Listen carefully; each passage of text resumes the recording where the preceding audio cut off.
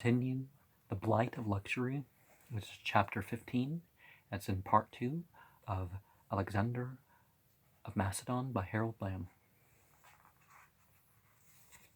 By this time, too, Alexandros suffered the loss of Parmenio's services and the breakup of the old staff.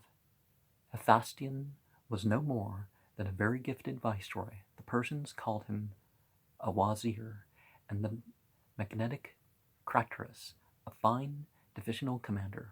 Such officials could not replace old general staff of Philip's forming that had advanced the army so smoothly all the way to Tours, but under Alexandros' new concept of government there was no place for such a military staff.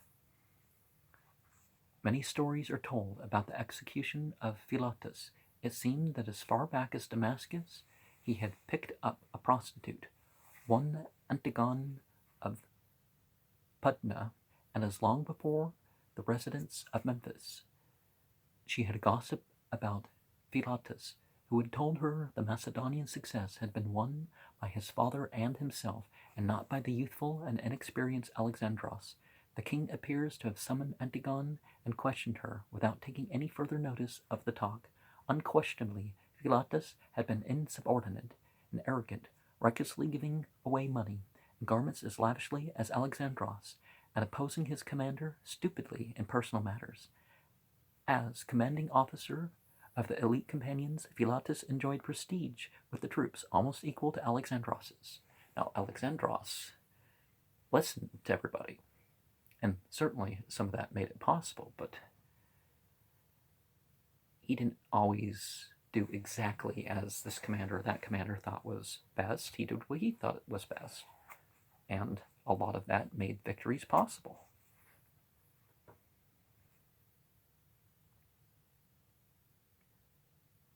The incident that enraged Alexandros seemed to have been a vague report by a stripling boy attached to an officer, a report of a conspiracy to kill the king, which the boy claimed to have related in fright to Philotas. Philotas certainly made no mention of it to Alexandros, and when charged with neglect in reporting it, only said that he had not believed it. Nowadays, police don't necessarily respond to threats, even bomb threats, but it's good that they perhaps respond to everything and like that and leave these statute things alone. But corporate prison systems and stuff like this is draining the focus. And there were certainly reasons why their focus would have been like, wow, that's a lot of extra effort. Why? The fact is that Alexandros, in a blind rage, ordered soldiers of the Agema to kill Philotas with their javelins. Immediately afterward, he sent 3 officers at urgent speed to Ecbatana with orders to replace Parmenio in command there and kill him without hearing or trial. This was done as he ordered. Arrian says that after slaying Philotas, Alexandros must have feared to leave Parmenio in command over the treasure and the troops at that important base. Parmenio had lost the other sons in the wars. The merciless liquidation of his former chief of staff and the leader of the companions drew no explanation, apparently from Alexandros. He acted in a rage, but only after long brooding. It rested a wraith of dread among the other officers. Having thus divided the important command at Ecbatana between 2 officers, Alexandros now gave dual command in the companions, forming them into 2 regiments under Hephaestion and Black Clytus, who was now recovered from his illness. These 2 stalwarts would carry out any order from him without question. He had no thoughts apart from Alexandros' wishes. Not content with this, he formed another cavalry regiment on the Asiatic model, lightly armed with a sheaf of javelins instead of the inconvenient Macedonian lance. Those Thessalians had volunteered to stay, made up the nucleus of this Asiatic light horse, but Persian officers were added. By this measure, he also whittled down the block of the military council itself, made up formally of companion officers and nobles. Insensibly, the feudal Macedonian army was being altered into a police force of an allied military occupation. subject to the single command of the great king. Some of this is why the Egyptian democracy was overturned by a pro-Israel, pro-Western military.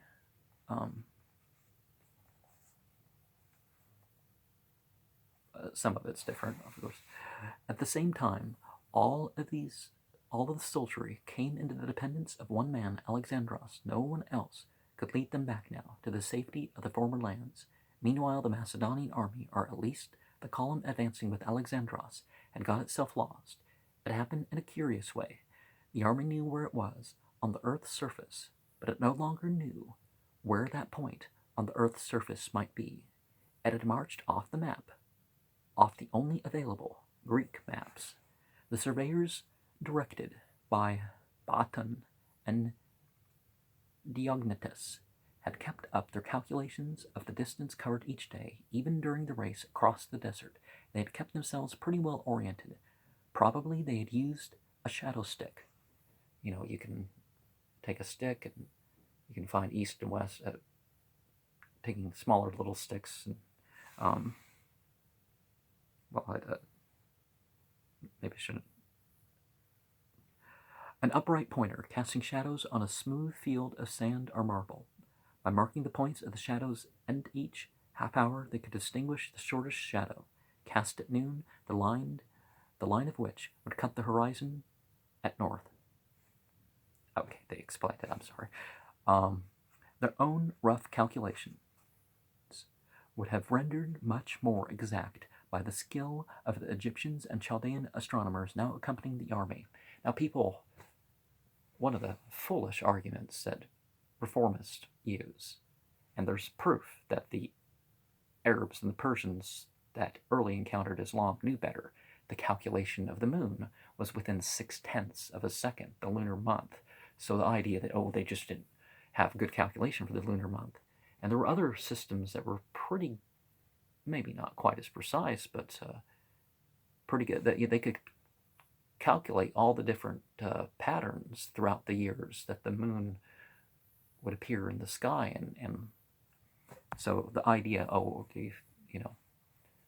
they don't intend us to continue astronomical observation because we can just look at calculations. It's like, no, that's not what was being said. Astronomers now accompanied the army. This was like 1,000 years later, but you know what I mean. These Easterners had tabulated the movement of the star sphere.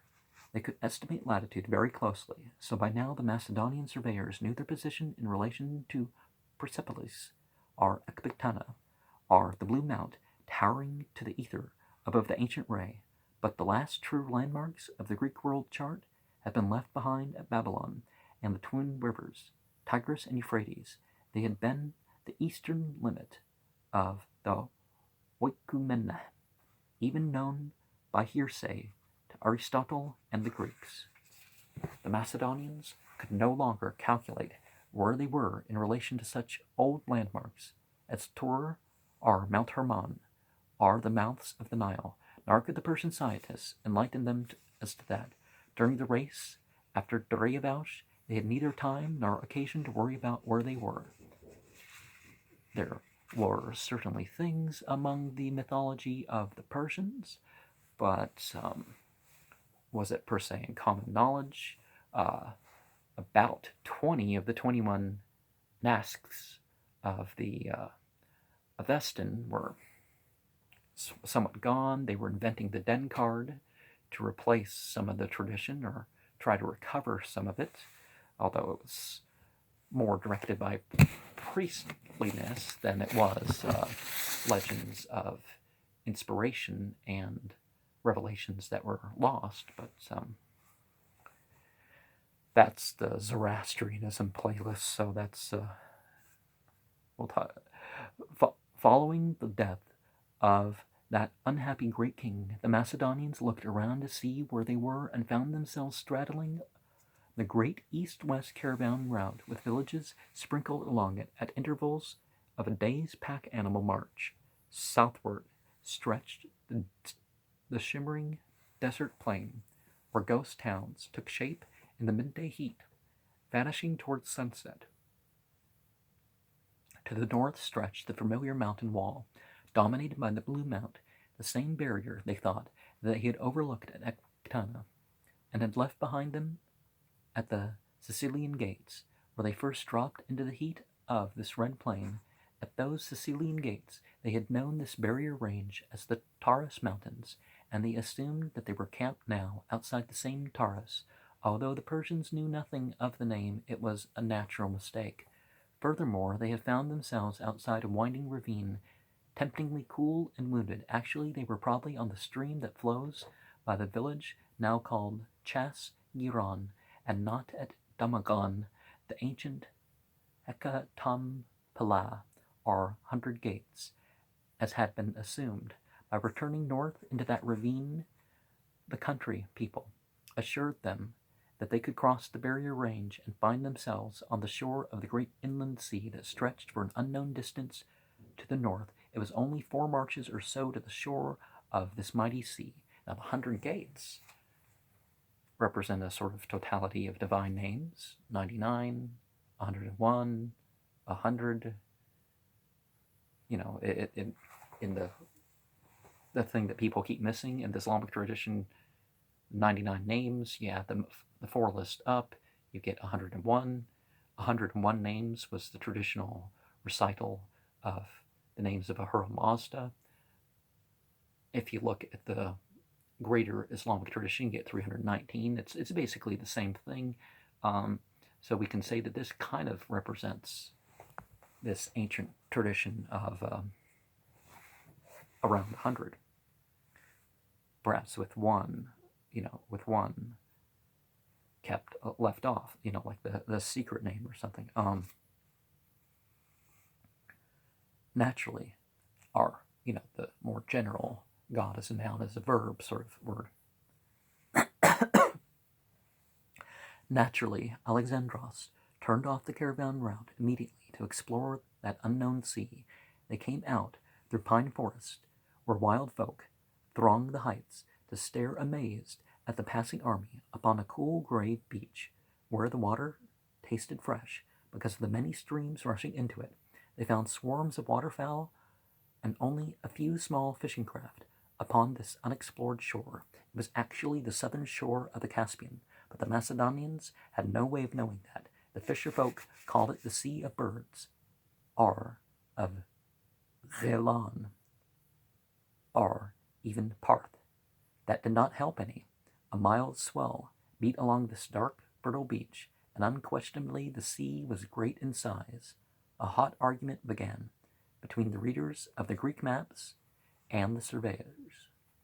The map readers pointed the world chart, which revealed a symmetrical string of seas stretching eastward.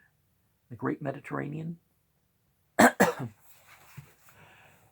Great Mediterranean, the Lesser Euxine, the smaller Cimmerian, the modern sea or Gulf of Azov. This last was also thought to be the fetid sea, wherein serpent life crawled through stagnant water and salt beds. The river Tanais, the Don, flowed into it, and around and beyond it lay the Cimmerian steppes, where the Amazons roamed, up to the edge of the land of darkness, Russia. This was indeed the last sea on the map, the last of the neatly connected bodies of inland water on the map. Beyond it, to the east, only a lake had been sketched vaguely on the map. So these map readers thought. The army had crossed the Caucasus, and stood now on the edge of the fetid sea, with the river Tanais almost within reach. See what I'm saying? It's to the west, not to the west of Persia, over by Turkey. The Caucasus was originally thought to be over on the eastern border of the Persian race, as one might call it. I mean, I've mentioned the Turks and stuff, but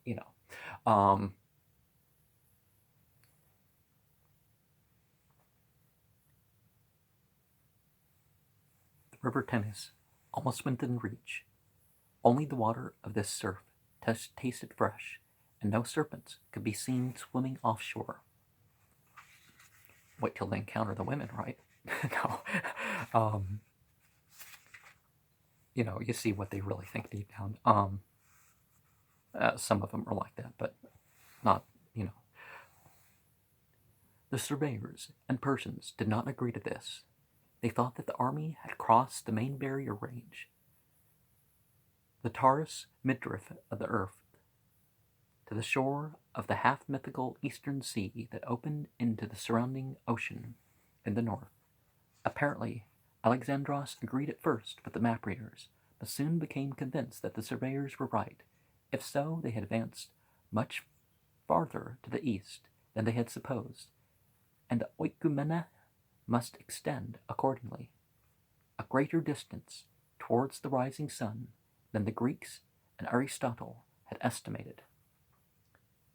This thought intrigued him greatly, but it worried most of the army.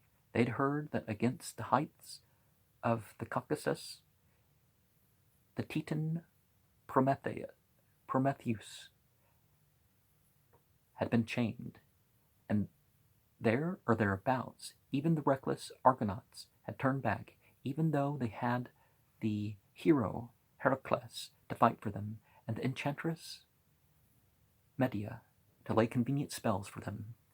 Yes, even the dumbest Thracian horse tender knew that the Argonauts had grabbed the golden fleece while they could, and had fled up the river Tanais.